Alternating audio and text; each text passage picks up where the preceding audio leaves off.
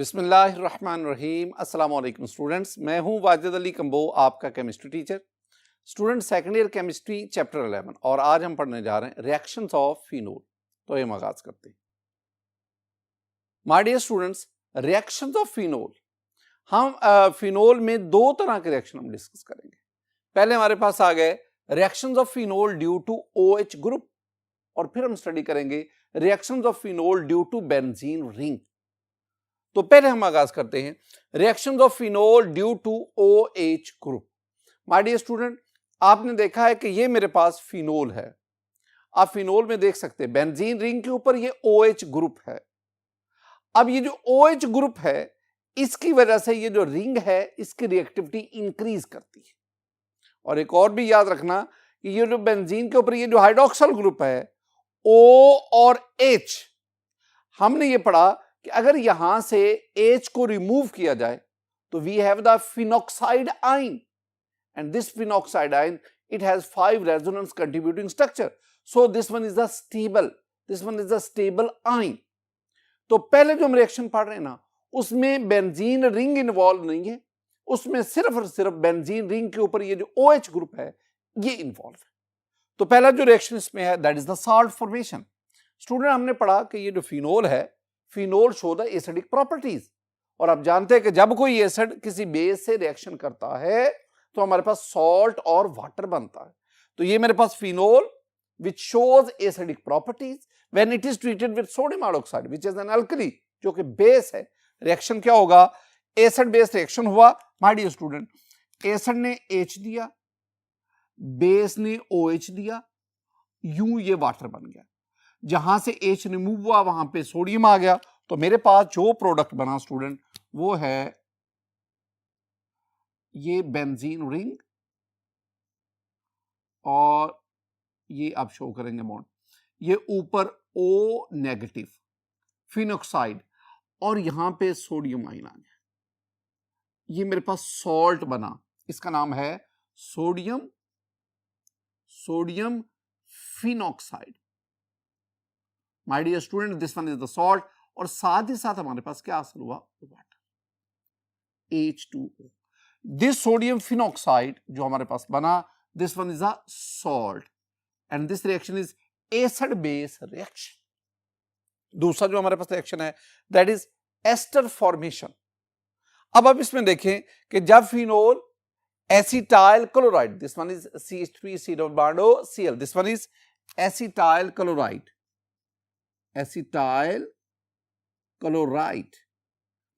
तो जब आप फिनोल का एसिटाइल क्लोराइड से रिएक्शन करते हैं स्टूडेंट, इस रिएक्शन में क्या होगा?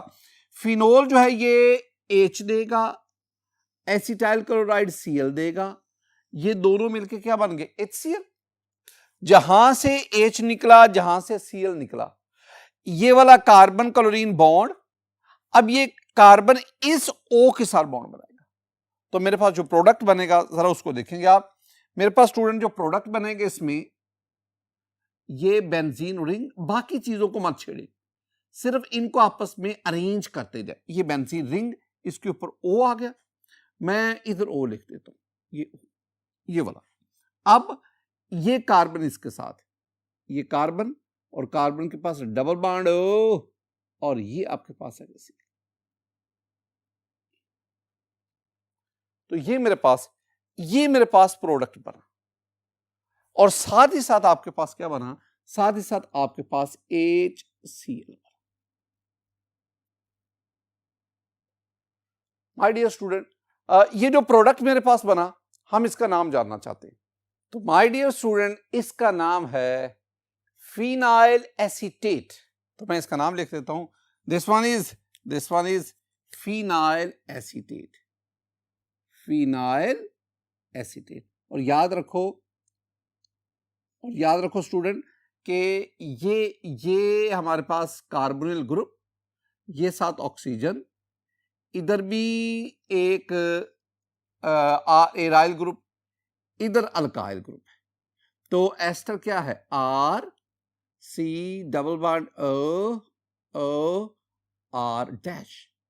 अब ये C डबल बॉन्ड O ये आ गया एक तरफ, ये अल्काइल ग्रुप, दूसरी तरफ एराइल ग्रुप, तो हमारे पास ये जो बना this one is an ester, ये आपके पास एस्टर बना। ये जो दो रिएक्शन है, इन दो रिएक्शंस में वाज़े तौर पे नजर आ रहा है कि इसमें भी ये OH बॉन्ड ब्रेक हुआ, इसमें भी ये OH बॉन्ड ब्रेक हुआ। बिल्कुल इसी तरह माय डियर स्टूडेंट, अगर आप फिनोल लें, फिनोल का रिएक्शन सोडियम से करवाएं, सोडियम इज द मेटल, जब रिएक्शन करवाएंगे तो आपके पास सोडियम फिनॉक्साइड बनेगा, 7 हाइड्रोजन गैस इवॉल्व होगी। मैंने एक दिन आपको बताया था कि अगर कोई सब्सटेंस मेटल से रिएक्शन करके हाइड्रोजन गैस इवॉल्व करे तो दैट इज एन एसिड। ये जो रिएक्शन मैं आपको एक्स्ट्रा बता रहा हूं, ये भी फिनोल की एसिडिक नेचर उसको कंफर्म करता है।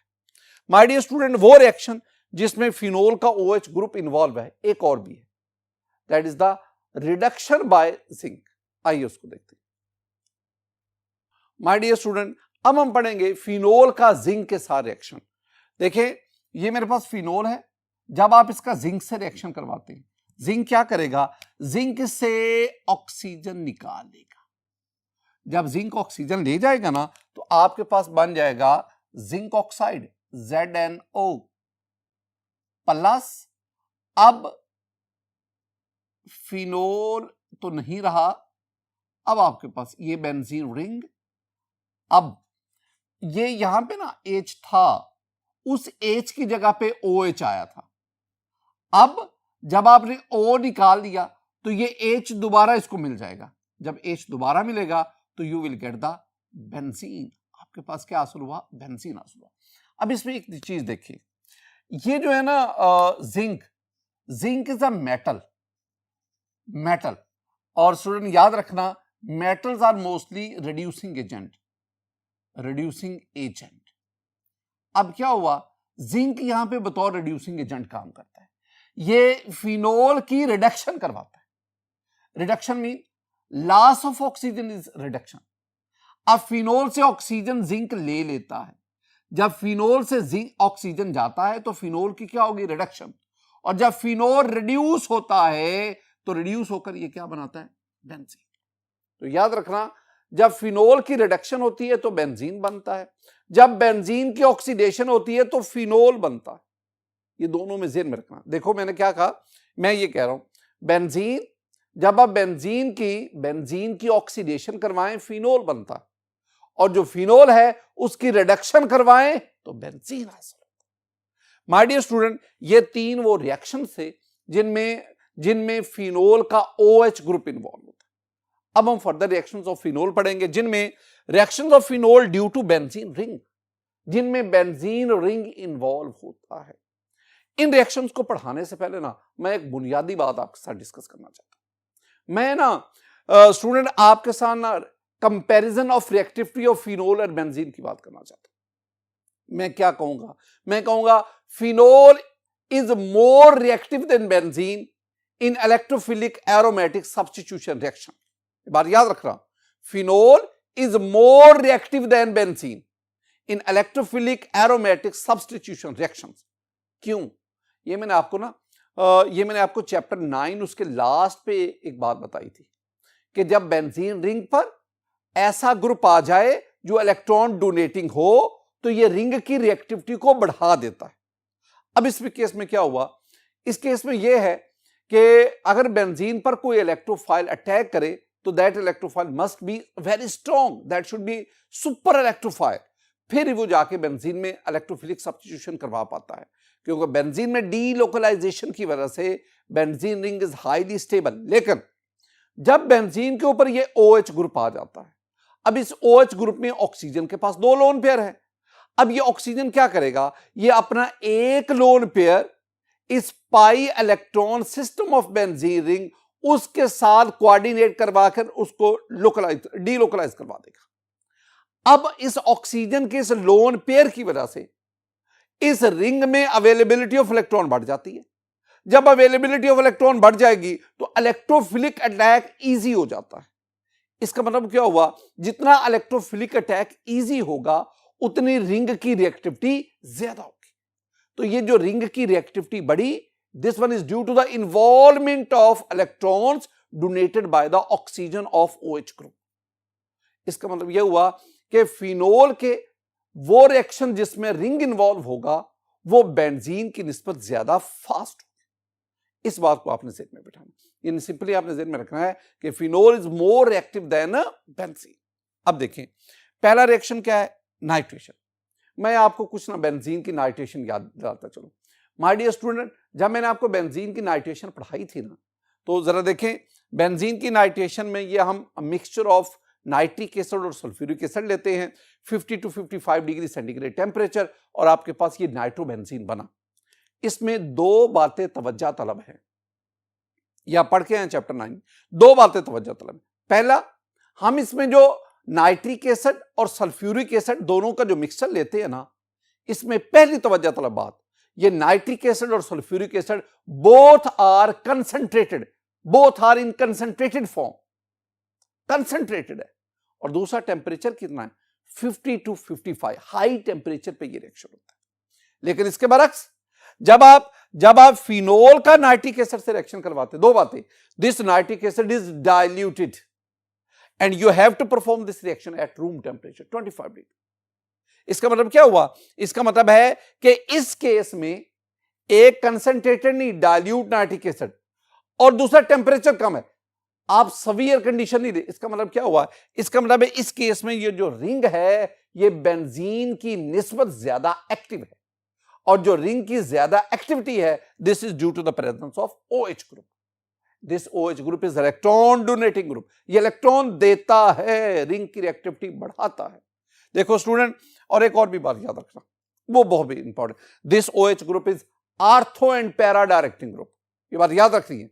दो चीजें, मैं दो चीजें आप तक कन्वे कर गया, अगर आपने उसको समझा है तो स्टूडेंट।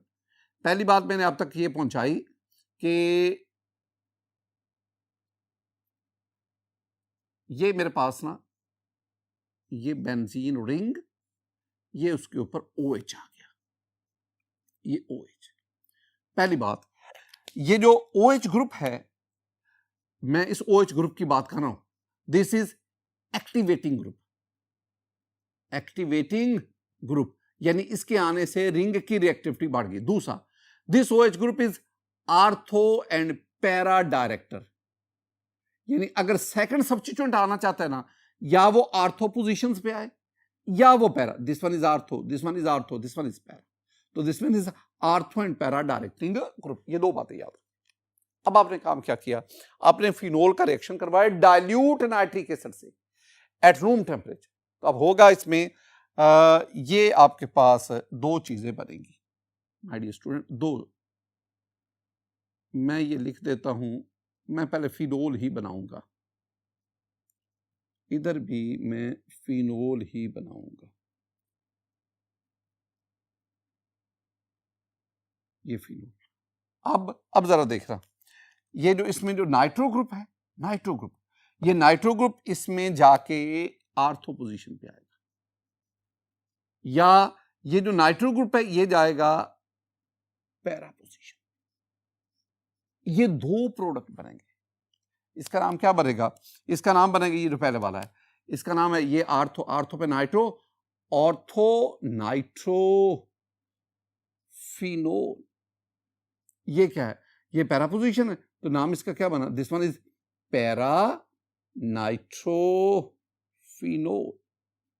और साथ ही साथ स्टूडेंट दो वाटर मॉलिक्यूल भी हासिल होते। ये मेरे पास था नाइट्रेशन, लेकिन किस पे, 25 डिग्री सेंटीग्रेड पे, और साथ ही साथ आपने क्या लिया, हमने डाइल्यूट नाइट्रिक एसिड लिया। एक और चीज, अगर मैं डाइल्यूट की बजाय कंसंट्रेटेड नाइट्रिक एसिड हूं, बल्कि a mixture of concentrated nitric acid and sulphuric acid, तो फिर क्या होगा, तो फिर इसका मतलब है नाइट्रेशन और सवियर हो जाएगी।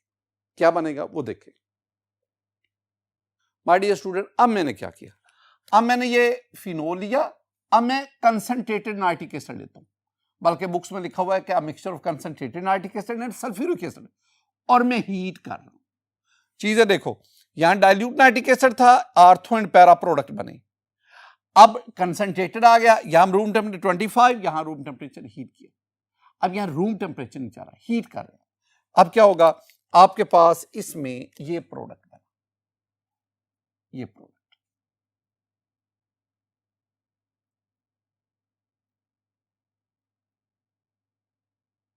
यहां पे आ गया OH, बड़ा इंपॉर्टेंट ये प्रोडक्ट है।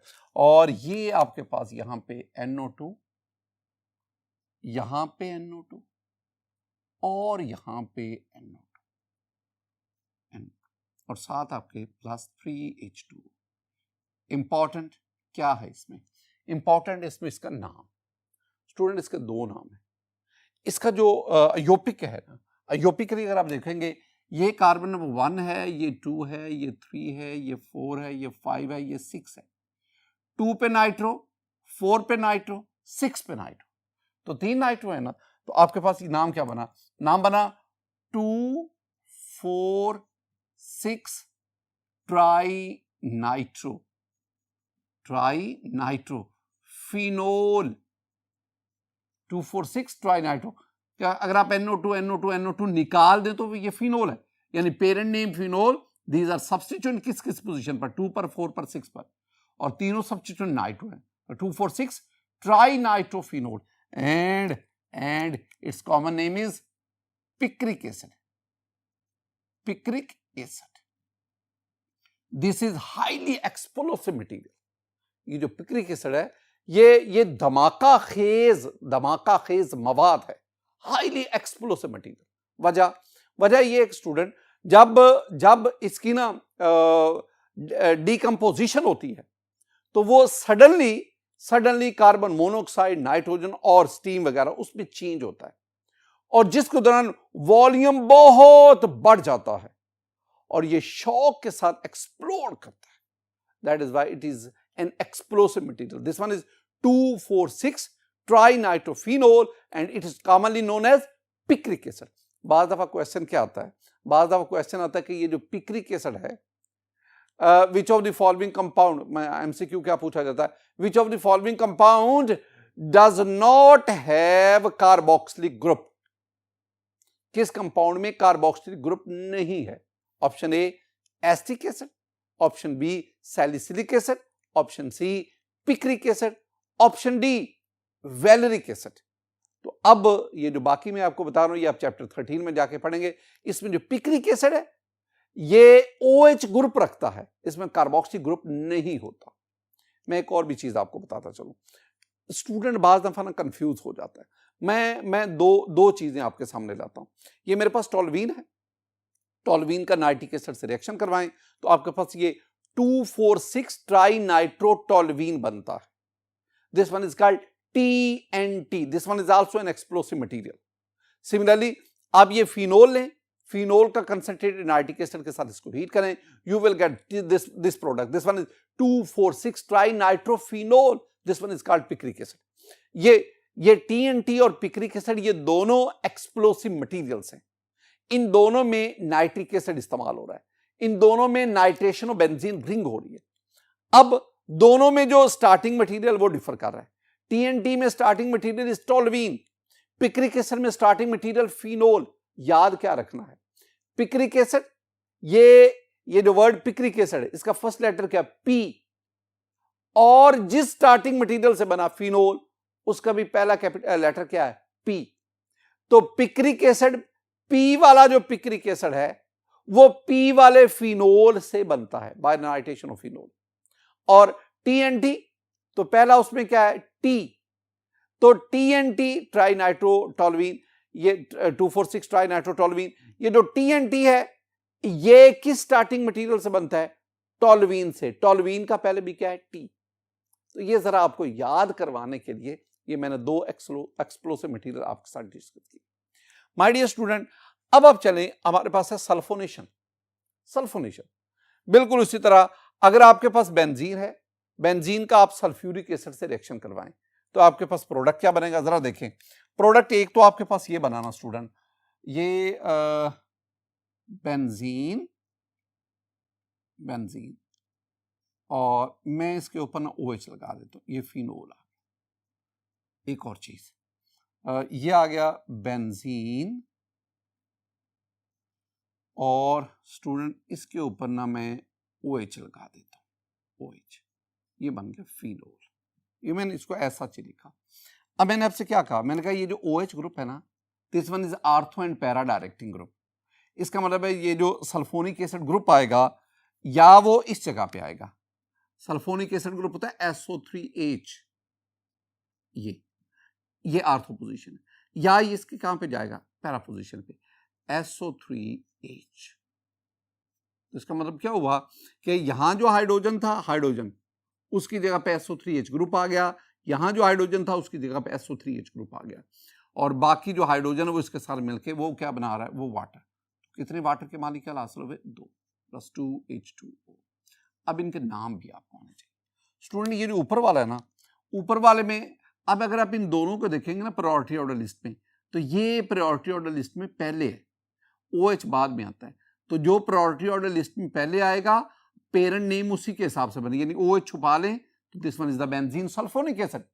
अगर ये बेंजीन सल्फोनिक एसिड है तो इसके लिहाज से OH किस पोजीशन पे, आर्थो पे। तो नाम क्या बना, नाम बना ortho hydroxy, ortho hydroxy benzene, benzene sulphonic acid, बिल्कुल इसी पैटर्न पे। अगर ये OH छुपा लो तो this one is the benzene sulphonic acid. तो ये OH किस पोजीशन पे, ये आर्थो, ये मेटा, और ये क्या की पैरा। तो नाम क्या बना, this one is para hydroxy benzene sulphonic acid. My dear student, आगे हम बढ़ते हैं। This one is the halogenation. मैं यहां फिर कुछ बातें आपके साथ शेयर करना चाहूंगा। पहली बात क्या है, अगर आप बेंजीन का ब्रोमीन से रिएक्शन करवाएं, यहां 2 चीजें हैं। एक तो आपको प्योर ब्रोमीन लेनी पड़ेगी, बेंजीन का प्योर ब्रोमीन से रिएक्शन करवाएं, रिएक्शन नहीं होगा जब तक कि आप कोई कैटलिस्ट इस्तेमाल ना करें। आमतौर पर हम ये FeBr3 बतौर कैटलिस्ट इस्तेमाल करते हैं। तो 2 चीजें, एक जो ब्रोमीन है वो प्योर फॉर्म में, और दूसरा आपके पास एक कैटलिस्ट इस्तेमाल होता है। फिर कहीं आपके बेंजीन में इलेक्ट्रोफिलिक सब्स्टिट्यूशन होती है, ब्रोमिनेशन होती है, और आपके पास ब्रोमो बेंजीन बनता है। लेकिन जब मैं फिनोल की बात करता हूं, जब मैं बेंजीन के ऊपर OH ग्रुप लाता हूं जो कि रिंग की रिएक्टिविटी को बढ़ा देता है, तो अब प्योर ब्रोमीन के बजाय यहां पे ब्रोमीन वाटर भी इस्तेमाल हो सकता है, और ब्रोमीन वाटर के साथ ही ये फिनोल रिएक्शन करेगा, तो हमारे पास ये प्रोडक्ट बनता है। अब इसमें देखें, ये मेरे पास फिनोल है ब्रोमीन के साथ, this one is bromine water, and this one is also the aqueous solution of phenol. When aqueous solution of phenol is treated with bromine water, ये ज़हन में रखना है, when aqueous solution of phenol is treated with bromine water, हमारे पास product क्या बनेगा student? Product जो हमारे पास बनेगा वो जरा देख लें। ये बेंजीन आ गया, ये OH लगा दिया, फिनोल। अब वही ये OH group ortho and para, जो ऊपर मैं कहानी सुना के आपके आ रहा हूं, यहां Br आएगा, हाइड्रोजन को, यहां जो बेंजीन रिंग में जो हाइड्रोजन उसको Br सब्स्टिट्यूट करेगा, Br इज एन इलेक्ट्रोफाइल, यहां Br आएगा, यहां Br आएगा। इसका मतलब यहां से 3 हाइड्रोजन सब्स्टिट्यूट होंगे, वो हाइड्रोजन 3 ब्रोमीन के साथ मिलेंगे, तो आपके पास ये साथ ही साथ 3HBr भी हासिल होगा, 3HBr। अब ये जो product banana, this one is important, इसका नाम क्या है? देखो, ये है कार्बन नंबर 1, ये कार्बन नंबर 2, 3, 4, 5 और 6, 2 पे ब्रोमीन, 4 पे ब्रोमीन, 6 पे ब्रोमीन, तो नाम क्या बना? 2, 4, 6 ट्राई ब्रोमोफिनोल,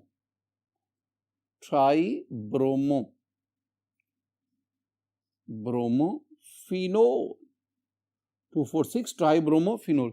असल बात क्या है, ये जो आपके पास 2, 4, 6 ट्राई ब्रोमोफिनोल बना ना स्टूडेंट, ये वाला, दीज आर वाइट PPT।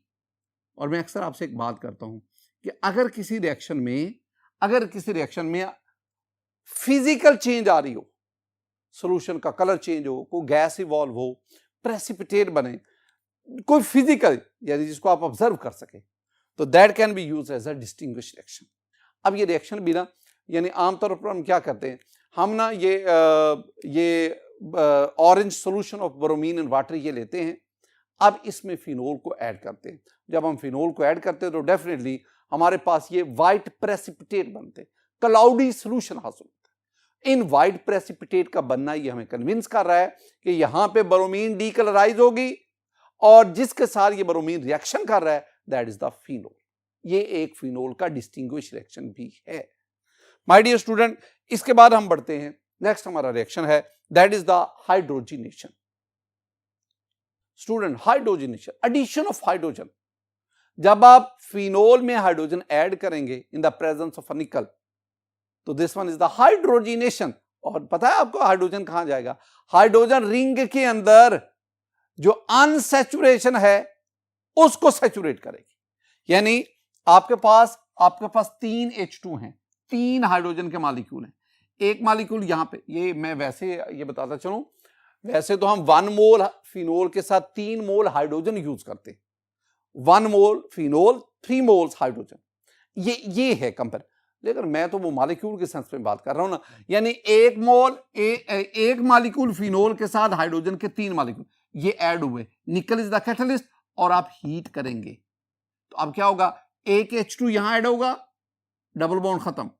एक H2 यहां ऐड हुआ, अनसैचुरेशन खत्म। एक H2 यहां ऐड हुआ, अनसैचुरेशन खत्म। इसका मतलब है अब आपके पास ये सैचुरेटेड साइकिल बना, ये वाला, ये आपके पास बना सैचुरेटेड साइकिल, और ऊपर आपके पास क्या आ गया? OH। अब इसका नाम क्या है? This one is called cyclohexanol. The name of this product is cyclohexanol. ये आपके पास। माय डियर स्टूडेंट, आखिरी रिएक्शन, लेकिन बहुत बहुत important reaction, reaction with formaldehyde. Phenol का फॉर्मेल्डिहाइड से रिएक्शन। पहले जरा आसान अल्फाज में सुने। माय डियर स्टूडेंट, ये मेरे पास फिनोल है, ये मेरे पास फॉर्मेल्डिहाइड। जब आप फिनोल का फॉर्मेल्डिहाइड के साथ रिएक्शन करवाते हैं डाइल्यूट बेस के में या एसिड और बेस दोनों में से जो मर्जी ले, तो मेरे पास जो प्रोडक्ट बनेगा जरा उसको देखें। प्रोडक्ट में ना मेरे पास ये बन रहा है, ये आपके पास आ गया जी बेंजीन OH। मैं कहता पहले ये लिख लिया करो, प्लस पहले इसको इस तरह लिखा करो, और ये आ गया जी OH। ये फिनोल मैंने लिख दिया। अब क्या होगा? CH2 ग्रुप, CH2OH, CH2OH, एक यहां पे आ गया, CH2O और H यहां से, देखो ना, कार्बन 2। यानी मैं ना HCHO फॉर्मेल्डिहाइड को यूं भी लिख सकता हूं, मैं इसको CH2O भी लिख सकता हूं, CH2O। और जब ये यहां पे हाइड्रोजन को सब्स्टिट्यूट करेगा तो वो हाइड्रोजन यहां पे आ गया, तो ये क्या बना? ये बन गया CH2OH। अब ये जो CH2OH है वो यहां पे आ गया, किस पोजीशन पे? आर्थो पे। क्यों? क्योंकि OH इज आर्थो डायरेक्टिंग, और CH2 यहां भी आ गया, CH2OH यहां भी आ गया। अब ये जो प्रोडक्ट बना इसका नाम क्या है? माय डियर स्टूडेंट, यहां पे इन दोनों में भी देखेंगे ना। अच्छा, अगर मैं ये छुपा लूं, CH2OH ग्रुप छुपा लूं, this one is the phenol.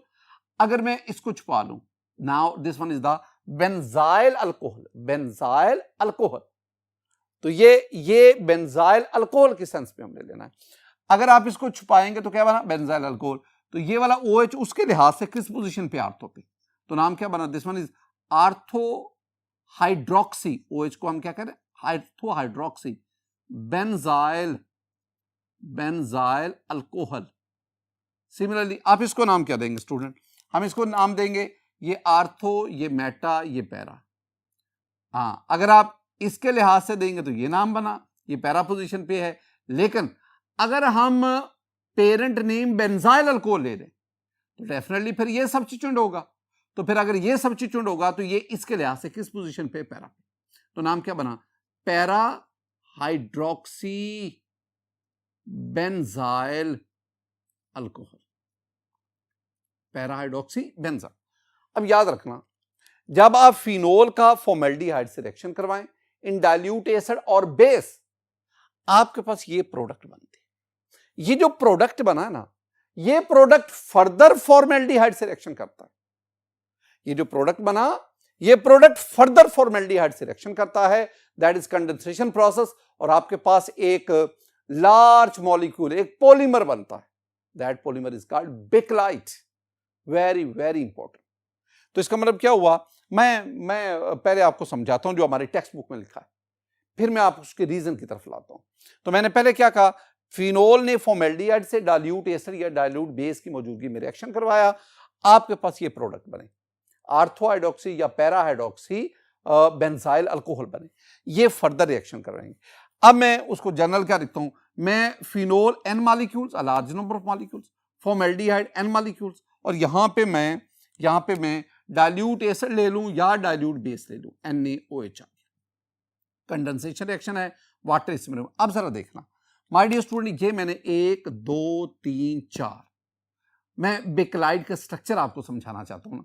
आपने चार ये फिनोल के मॉलिक्यूल लिख दिए, 4, इनमें OH ऊपर लिख दिया, इनमें OH नीचे लिख दिया। अब ये वाली जो पोजीशन है ना, ये वाली पोजीशन, इन पे आप जरा इस OH के लिहाज से ये 2 ये 4 ये 6, ये 2 ये 4 ये 6। अब इसको देखो, इसके लिहाज से ये 1 ये 2 ये 4 ये 6, ये 2 ये 4 ये 6, ये जो मैंने चारों फिनोल की 2 4 6 पोजीशन, इसको मैंने डॉट से आपको बता दिया। माय डियर स्टूडेंट, होता वाला क्या है, अब ये ना इसमें ये जो है ना सब्स्टिट्यूट होता है, CH2 यहां पे आ गया, ये इधर भी, यानी 2 फिनोल के दरमियान CH2, इधर भी आप CH2 और इसको आप एक्सटेंड करेंगे, इधर भी 2 फिनोल के दरमियान CH2 लिए, इधर भी 2 फिनोल के दरमियान CH2 लिए, यानी 2 4 6 सब्स्टिट्यूट हो रहा है। इधर भी ये CH2 ये, और इधर भी 2 फिनोल के दरमियान CH2 लाएं, और इधर भी CH2 देकर वो फर्दर आ गया ना फिनोल के साथ, और इधर भी आप CH2 देकर इसको एक्सटेंड कर दें। अब ये आपके पास ये, और इधर से इसको ले लो, यहां पे N शो करें। ये जो product banana, this one is a cross linked structure, this one is a thermosetting plastic and its name is bakelite, BAKELITE, bakelite plus NH2, this one is a condensation process। ये आपकी book में लिखा हुआ है। मैं आपको एक और भी बात बताते हैं। पहली बात आप ज़हन में रखनी कि ये जो बेक्लाइट है, मैं बेक्लाइट के बारे में बात कर रहा हूं। बेक्लाइट जो है, this one is the earliest synthetic plastic, earliest synthetic plastic, ये वाइडली यूज होता है। ये हमारी एवरीडे लाइफ में बेक्लाइट का इस्तेमाल बहुत ज्यादा है। ये जो रेडियो वगैरह है, इसके ऊपर जो केसिंग होती है वो बेक्लाइट की बनी होती है। ये जो स्विचेस हैं उसके ऊपर भी ये बेक्लाइट, कैप्स वगैरह वो बेक्लाइट, और टॉयज मुख्तलिफ किस्म के वो भी बेक्लाइट से बनते हैं। बेक्लाइट एक हार्ड लेकिन ब्रिटल प्लास्टिक होता है। एक बार याद रखना, bakelite it has a cross linked structure, और सबसे इंपॉर्टेंट बात, bakelite is a thermosetting plastic. ये थर्मोसेटिंग क्या होता है, ये ज़हन में उठाएं। थर्मोसेटिंग प्लास्टिक क्या है? ऐसा प्लास्टिक जिसको हीट करें ये मेल्ट ना करे बल्कि मजीद हार्ड हो जाए, which becomes harder upon heating and can not be moulded. जब वो हीट करने पर मजीद हार्ड होगा, मेल्ट नहीं करेगा, तो हम उसकी मोल्डिंग नहीं करवा सकते, हम उसको पिघला के मुख्तलिफ शक्लों में नहीं ला सकते। ये इसका एक डिसएडवांटेज जरूर है। तो bakelite, this one is a thermosetting plastic. अच्छा, अब जरा ना मैं जो ये आपको समझा रहा था चीजें, दोबारा जरा इसकी तरफ आए। एक और भी बात याद रखना, ये जो बेक्लाइट है ना, ये इसका नेम ओरिजिन क्या है? It was introduced by a scientist Leo Baekeland. एक और बात जो मैं आपको बताना चाहता हूं कि ये एक्चुअली बनता कैसे। माय डियर स्टूडेंट, आपने ये बीकर है, इस बीकर में ये फिनोल लें, these were the white crystals of phenol. अब आप इस फिनोल के अंदर फॉर्मेल्डिहाइड इसको ऐड करें। जब फॉर्मेल्डिहाइड को आप ऐड करेंगे ना, इसको जरा सा आप ये मुसलसल हिलाते रहें, स्टीरिंग करते रहें, इसको हीट भी करें। अब आपने इसके अंदर ना प्योर एसिटिक एसिड डालना है, विनीगर नहीं। विनीगर होता है 5% aqueous solution of acetic acid, vinegar नहीं, 100% एसिटिक एसिड आप इसमें लेना। इसको हिलाएंगे। अब आपने ना बड़ी एहतियात के साथ आपने कंसंट्रेटेड HCl लेना है और उसको ड्रॉप वाइज, ये मैंने कहा ना एसिड या बेस कैटालाइज्ड है, तो आप इसको ड्रॉप वाइज इसमें ऐड करते जाएं। ऐड करते जाएं, हीला ये स्टिरर आपने मैग्नेटिक स्टिरर डाली, ये हीरा। अब आप कुछ देर के बाद देखेंगे सोल्यूशन ये लाइट पिंक फिर डार्क पिंक होता होता अब ये आपके पास एक ना हार्ड सोल्यूशन इसका बन गया। अगर आप इसको निकाल के देखेंगे तो ये एक हार्ड मैस होता है, ये हार्ड मैस है, प्लास्टिक टाइप। एक और भी चीज, अगर यही जो प्रोसेस हुआ है ना, ये जो फाइनल आखिरी लम्हाते, अगर इसको मैं स्लो मोशन में दिखाऊं ना, तो स्टूडेंट आप इसको स्लो मोशन में इस तरह देख सकते हैं। एक और खूबसूरत एग्जांपल है माय डियर स्टूडेंट, ये मेरे पास टेस्ट ट्यूब है। इस टेस्ट ट्यूब में मैं ना रिसोर्सिनोल लेता हूं, दैट इज आल्सो फिनोल। अब इस रिसोर्सिनोल में ना मैं ये वाटर ऐड करता हूं, डिस्टिल्ड वाटर, ताकि इसको मैं इसके अंदर ये जो फॉर्मेल्डिहाइड इस दौरान इसको मैं हीट करता रहता हूं, बड़ा जेंटली हीटिंग। जब इसका टेम्परेचर ज्यादा हो जाए, हॉट ये सोल्यूशन बन जाए, अब आपने बड़ी एहतियात के साथ इसमें एक स्टिक जो है ना उसको ऐड करना है। जब आप इस स्टिक को ऐड करेंगे, अब आप इसको आहिस्ता आहिस्ता जेंटली हीट भी करते रहें, साथ ही साथ इसको आप विगोरसली स्टीरिंग भी जारी रखें। एक वक्त आएगा कि ये एक सॉलिड मैस में कन्वर्ट हो जाएगा। बड़ी एहतियात से इसको टेस्ट ट्यूब से बाहर निकाल दें। जब आप निकालेंगे तो ये आपके पास लाइट ब्राउन सॉलिड हासिल हुआ। माय डियर स्टूडेंट, एक दिन के बाद अगर आप देखेंगे, अब ये लाइट ब्राउन नहीं, now it has become the dark brown. इसकी हार्डनेस भी बढ़ गई और इसका जो कलर है वो जरा डार्क हो गया। This one is the pick light. My dear student, आज के इस लेक्चर में मैंने आपको रिएक्शंस ऑफ फिनोल ये डिस्कस करना है।